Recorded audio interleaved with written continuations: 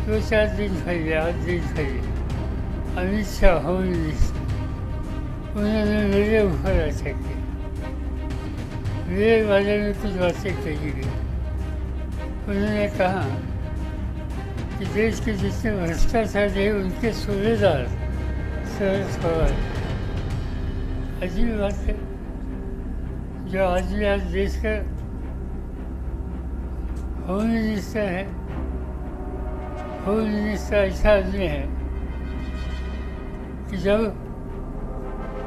गुजरात में थे वहाँ कानून का गलत इस्तेमाल किया, इसके लिए सुप्रीम कोर्ट ने उनको गुजरात से तर्जीहात किया था।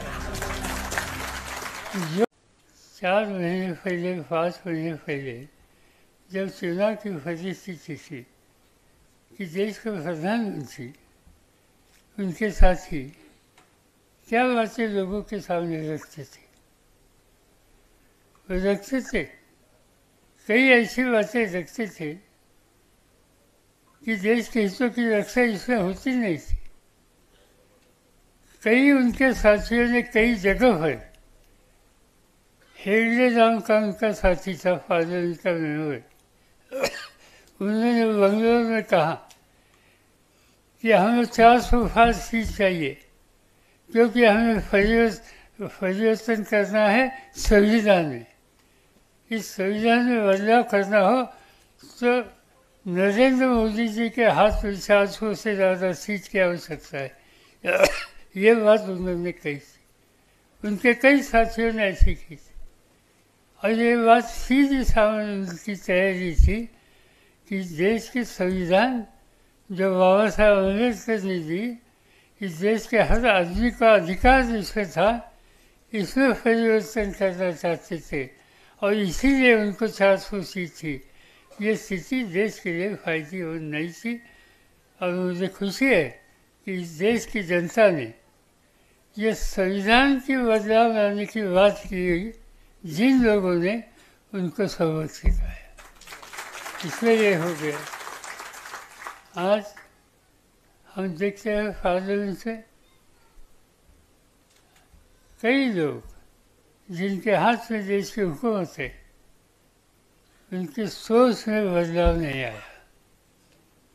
2-4 दिन पहले 8 दिन पहले अमित शाह होम मिनिस्टर उन्होंने मेरे ऊपर अटैक किया। मेरे बारे में कुछ बातें कही गई। उन्होंने कहा कि देश के जितने भ्रष्टाचार है उनके सूबेदार शरद पवार है। अजीब बात है, जो आदमी आज देश का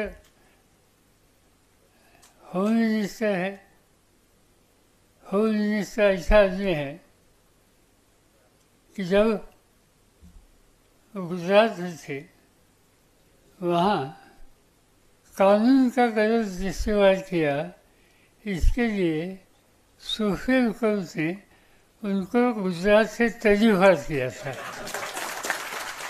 जो आदमी जिसे सुप्रीम कोर्ट ने तर्जीहात किया था, वो आज देश की रक्षा करने की या देश के होम मिनिस्ट्री की जिम्मेदारी लेकर हाथ दे रहे, और इसलिए हम कहाँ जा रहे ये सोचने का ये समय है।